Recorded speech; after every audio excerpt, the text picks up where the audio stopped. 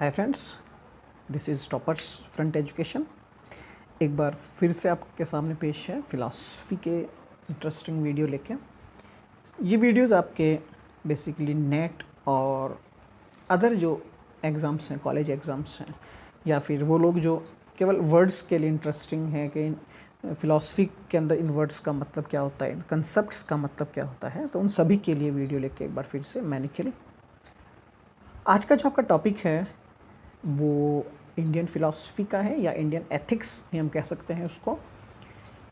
Topic का नाम है श्रेयस और प्रेयस की अवधारणा, या श्रेय तथा प्रेय की अवधारणा। मैं कोशिश करता हूँ इसको राइट डाउन करने की। यहाँ पे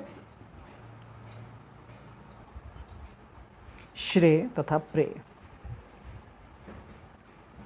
देखिएगा, मैं इसको राइट डाउन कर देता हूँ। यहाँ पे श्रेय तथा प्रेय, दो कंसेप्ट्स हमारे इंडियन फ़िलासफ़ी या उपनिषदों के अंदर दिए गए हैं ये कंसेप्ट। तो पहला क्वेश्चन आता है आपका कि श्रेय और प्रेय के जो सिद्धांत हैं वो कहाँ पर लिखे गए हैं। क्या वो वेदों में लिखे गए हैं या वो उपनिषदों में हैं? तो ये उपनिषदों के अंदर हैं, ठीक है। दूसरा प्रश्न, श्रेय जो है, श्रेयस जो है, उसका कार्य क्या है, या फिर श्रेय और प्रेय ये किस लिए बनाए गए हैं, ठीक है।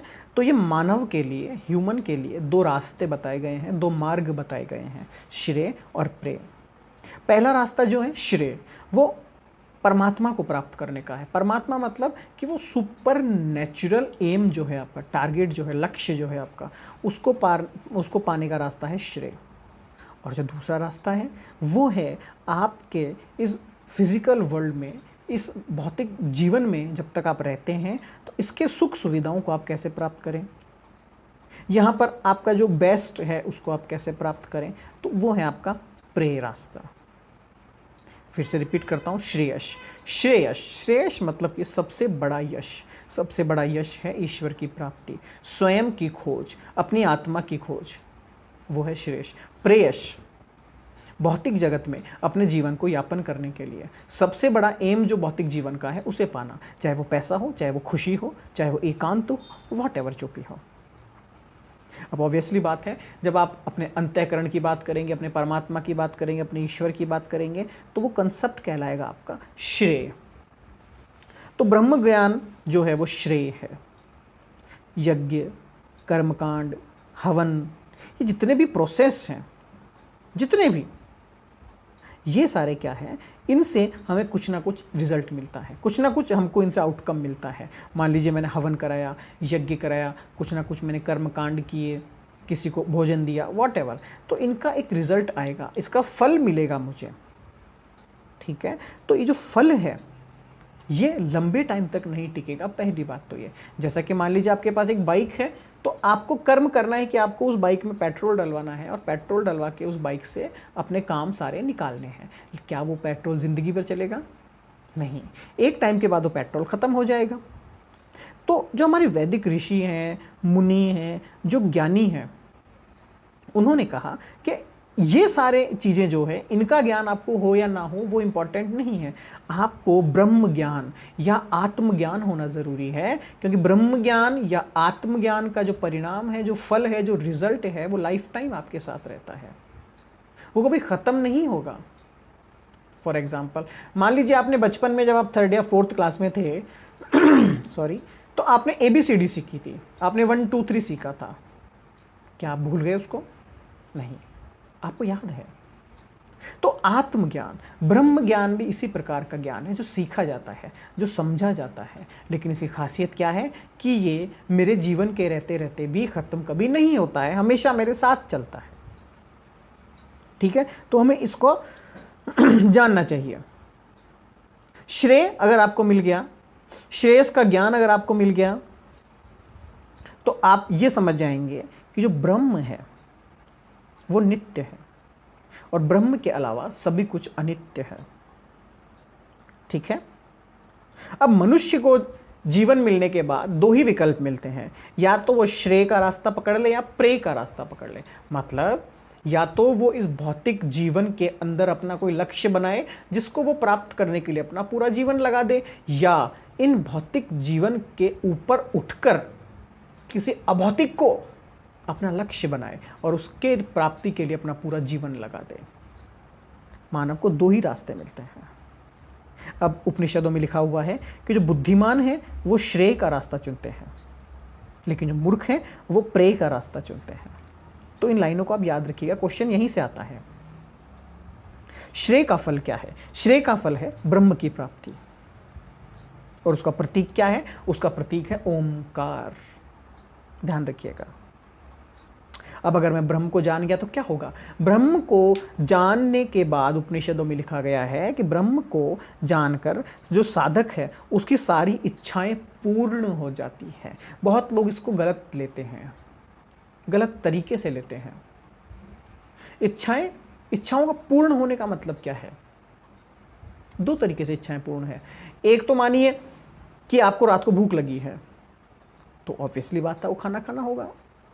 तो आप भोजन करने गए, आपने खाना खाया, तो आपकी भूख पूरी हो गई, आपकी भूख या आपकी इच्छा पूर्ण हो गई। एक व्यक्ति ऐसा है जिसके पास पैसा नहीं है, और वो तो ऑब्वियसली बात है खाना नहीं खाएगा, और अगर खाना मिल गया तो उसकी भूख पूरी हो गई, वो पूर्ण हो गया, उसकी इच्छा पूरी हो गई। उसने मांगा, किसी से लिया, वॉटएवर जो भी उसने किया। लेकिन एक व्यक्ति, एक साधक ऐसा होगा जिसको वो परिस्थिति आती ही नहीं है जो अति हो जाए, तो उसकी भूख वैसे पूर्ण हो गई। मतलब यहां इच्छाओं की पूर्ति का मतलब है इच्छाओं की समाप्ति, ना कि इच्छाओं की प्राप्ति। बहुत लोग इसको गलत लेते हैं कि अगर मुझे ब्रह्म की प्राप्ति हो गई तो मेरी इच्छाएं पूर्ण हो जाएगी, एक बड़ा मकान होगा, बहुत पैसा होगा, बहुत अच्छी लाइफ होगी, तो यार ये ज़्यादा अच्छा है ना, क्यों ना मैं श्रेष्ठ का रास्ता अपनाऊं। ब्रह्म भी मिल जाएगा, और ब्रह्म मिल जाएगा तो ब्रह्म के साथ साथ मुझे पूरा जीवन भी मिल जाएगा, ये ज़्यादा रास्ता अच्छा है। नहीं, ब्रह्म के मार्ग में जब आप लक्ष्य पर पहुंचते हैं तो उस लक्ष्य पर आप देखते हैं कि मेरी इच्छाएं समाप्त हो चुकी है, मेरी इच्छाएं समाप्त हो चुकी है, क्योंकि वास्तव में ब्रह्म तो मेरे पास ही था, लेकिन मेरी इच्छाओं के कारण मैं उसे नहीं देख पा रहा था।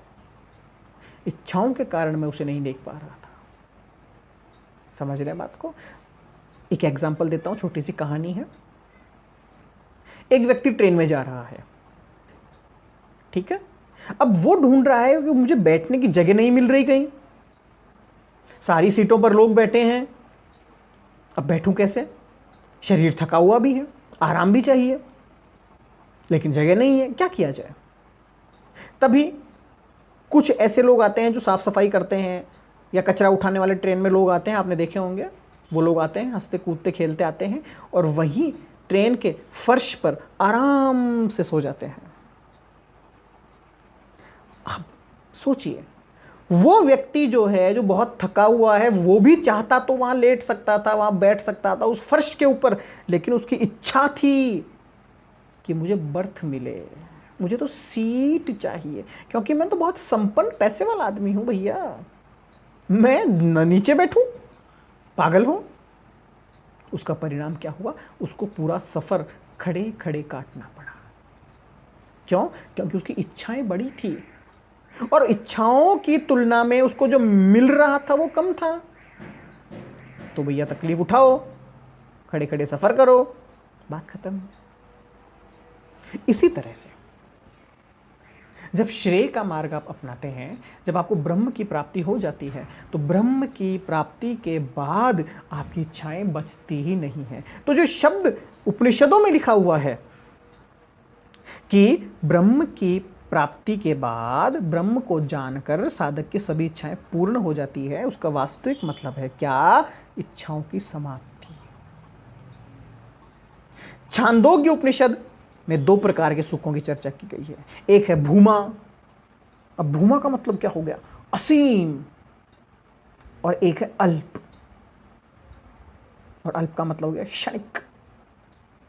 मतलब एक तरफ तो आपके पास इतना है, इतना सुख है जिसकी कोई सीमा नहीं है, वो है भूमा। भूमा का मतलब क्या हुआ? जो इस भूमि के अंदर भी ना समाये, ऐसा सुख वो कब मिल सकता है? जब आप श्रेयस के रास्ते पर चलते हैं, जब आप ईश्वर के रास्ते पर चलते हैं, ईश्वर प्राप्ति के रास्ते पर चलते हैं। एक है अल्प भौतिक जगत की चीजों से अल्प सुख की ही प्राप्ति होती है। मिठाई कितनी भी स्वादिष्ट क्यों ना हो, कितनी भी बेहतरीन क्यों ना हो, 5 से 6 घंटे के बाद उसका असर खत्म हो जाना है। लेकिन ईश्वर की मिठाई ऐसी मिठाई जो जीवन भर आपको मीठा रखेगी। ठीक है? जो प्रे है, प्रे जो है मतलब जो भौतिक जगत में रहने वाली चीज है, ठीक है, तो जो प्रे की साधना को करने वाला क्या करता है? बार बार जन्म लेगा। ठीक है? शब्दों को समझने की कोशिश कीजिएगा। फिलॉसफी के अंदर सबसे बड़ी बात क्या है? यहां है कुछ और बताया गया कुछ और है। जैसे मैंने एक लाइन पढ़ी आपके सामने, ये सब उपनिषदों की लाइनें हैं, मेरी लाइनें नहीं है, कि प्रेम जो प्रेम है, जो भौतिक सुखों की साधना करता है, वो बार बार जन्म लेता है। इसका मतलब क्या है? कि वो मरेगा फिर जिंदा होगा? नहीं, इसका मतलब ऐसा नहीं है। इसका मतलब है कि उसकी इच्छाएं बार बार पैदा होगी। क्यों? क्योंकि उसको जो मिल रहा है वो क्षणिक है, क्षणिक मिल रहा है, इसलिए बार बार जन्म होगा। आपके पास एक मोबाइल फोन होगा, देखा, सबके पास होगा। इस मोबाइल फोन को बार बार जन्म लेना पड़ता है क्योंकि इसकी डेली बैटरी खत्म हो जाती है। फिर लगाओ चार्जर, फिर करो इसको चार्ज, फिर इसका नया जन्म होगा। तो क्या मैन्युफैक्चरिंग नहीं करवा रहे हो क्या आप? नहीं।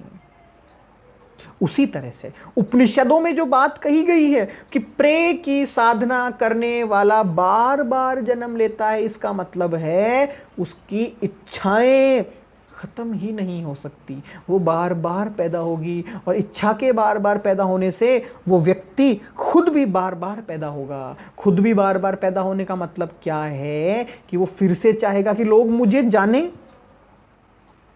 मैं उसको भी प्राप्त कर लूं, मैं इसको भी प्राप्त कर लूं, मैं यहां भी चला जाऊं, मैं वहां भी चला जाऊं। रोज नए लक्ष्य, रोज नई इच्छाएं। तो उपनिषद क्या कहते हैं कि इससे अच्छा है आप उस बड़े लक्ष्य को अपना लक्ष्य बनाएं जिसकी प्राप्ति के बाद कोई इच्छाएं नहीं रह जाती, इच्छाएं रह ही नहीं जाती। ठीक है? कठोपनिषद कहता है कि श्रेय का जो फल है वो ब्रह्म की ही प्राप्ति है। ध्यान रखिएगा, कठोपनिषद कहता है कि उसकी ब्रह्म की ही प्राप्ति है। मनुष्य का लक्ष्य होना चाहिए ब्रह्म का साक्षात्कार और जन्म मरण के चक्र से मुक्त हो जाए। ठीक है? इंडियन फिलॉसफी की खासियत बताता हूं आपको। टॉपिक तो आपका हो चुका है, अब थोड़ी हम वार्तालाप कर लेते हैं, क्योंकि फिलॉसफी चीज़ ऐसी देखिए, हो सकता है आप बोर हो जाएं तो आप वीडियो बंद कर दीजिएगा।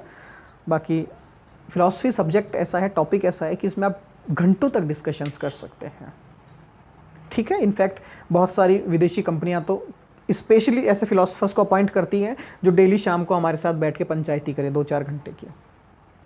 ठीक है? तो आप भी उसमें ट्राई कर सकते हैं। तो देखिएगा हमारी इंडियन फिलॉसफी क्या करती है, जो हमारी उपनिषद हैं, खासकर उपनिषद, मैं वेद की बात नहीं कर रहा हूं क्योंकि वेद की भाषा बहुत सटीक है, बहुत सिंपल भाषा है वहां। तो उपनिषद की भाषा बहुत कठिन है, उपनिषद को समझना बहुत कठिन है, क्योंकि वो उपमाओं में बात करता है, वो कल्पनाओं में बात करता है। वो आपको कह देगा कि ये घर है, लेकिन उसका मतलब कुछ और निकलेगा। समझ रहे हैं?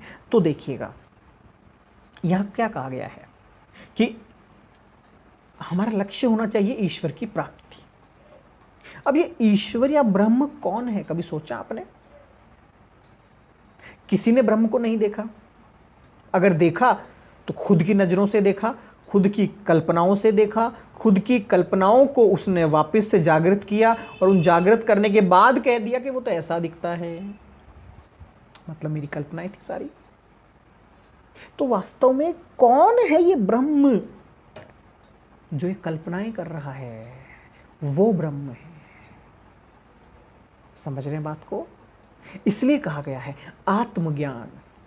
आत्मा का ज्ञान करें तो ब्रह्म का ज्ञान भी हो जाएगा, ईश्वर का ज्ञान भी हो जाएगा, स्वर्ग नरक का ज्ञान भी हो जाएगा, सब का ज्ञान हो जाएगा। समझ रहे हैं बात को? आप इंसाइक्लोपीडिया हैं, आपको सब पता है, पूरी दुनिया का ज्ञान है आपके पास। लेकिन कब? जब आप उस किताब को खोलेंगे। लेकिन कब? जब आप उस किताब को पढ़ेंगे। और कब पढ़ेंगे, कब खोलेंगे? क्योंकि बहुत लोग तो उस किताब को बिना खोले ही निकल जाते हैं। आप कोशिश कीजिए, ग्रंथों को मत पढ़िए, वो ग्रंथ, उसका ज्ञान तो आपके पास भी है। क्यों है? क्योंकि वो ग्रंथ भी किसी इंसानों ने ही लिखे होंगे अपनी कल्पना शक्ति से। वो कल्पना शक्ति तो ईश्वर ने आपको भी दी है। एक अवस्था आपकी ऐसी आएगी कि आप केवल ग्रंथ के अंदर जो चीजें आपने पढ़ी हो, चाहे ना पढ़ी हो, लेकिन आपकी बातों में वो सारी चीजें आ जाएगी और आप कल्पना भी नहीं कर सकेंगे, यार ये कैसे हो सकता है, उस किताब में वो बातें लिखी हुई है, मैं तो अभी वही बोल रहा था। हो सकता है। जब आत्मज्ञान होता है तो सब कुछ हो सकता है। ठीक है फ्रेंड्स, सॉरी आपको मैंने परेशान किया। तो आपका जो आज का टॉपिक है वो श्रेय और प्रेय। मैं हमेशा एक ही बात कहता हूं आपको, अगर आप फिलॉसफी पढ़ रहे हो तो केवल पढ़ना मत, उसको समझ लेना, जीवन बदल जाएगा। जीवन बदल जाएगा अगर फिलॉसफी को समझ लिया तो आपने। जरूरी नहीं है कि मैं नेट में क्वालिफाई हूं, जरूरी नहीं मैं टीचर बनूं, जरूरी नहीं मैं प्रोफेसर बनूं। फिलॉसफी आपको उससे ऊपर भी ले जा सकती है, उससे भी ऊपर। लक्ष्य आपको तय करने हैं। फिलॉसफी तो बहुत बड़ा जहाज है। अब अगर आपकी इच्छा नाव में बैठने की है तो आपका निर्णय है, लेकिन अगर आपकी इच्छा जहाज में बैठने की है तो उसे समझना ही पड़ता है कि जहाज चलता कैसे है, इसका सिस्टम क्या है। वहां पतवार से काम नहीं चलता भैया, वहां तो मशीनें चलती है। ठीक है, तो समझने की कोशिश कीजिए। आप फिलॉसफी के स्टूडेंट हैं, फिलॉसफी आपके ऊपर खड़ी है। समझ रहे हैं बात को? ठीक है फ्रेंड्स, नेक्स्ट वीडियो मिलते हैं। एक और इंटरेस्टिंग टॉपिक लेके आपको बोर करने के लिए आता हूं मैं नेक्स्ट वीडियो में। तब तक के लिए बाय बाय, टेक केयर।